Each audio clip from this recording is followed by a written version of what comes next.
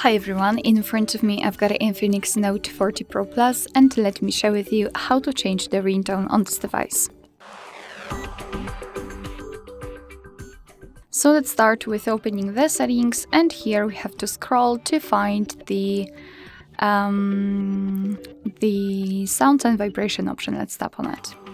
Then we have to scroll down just a little bit to find this ringtone settings, so the section connected with the ringtones or the sounds.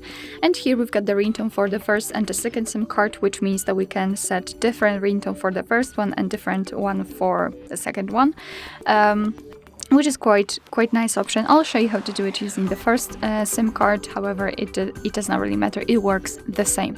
So let's tap on this option, and after tapping, we will be transferred to the list of pre-installed ringtones from which we can choose. At the top, we've got the option None, which means that after choosing it, your device will not use any kind of sound to notify about the incoming call. And on the other hand, at the very bottom of the list, we've got the option Add Ringtone, which means that we can set as ringtone the files which we've, for example, downloaded from the internet or recorded by ourselves, and you can simply set it as a ringtone. You will be simply transferred to your own files. To listen how the particular ringtone sounds, you have to simply tap on the specific ringtone. So for example, this one, and of course too loud.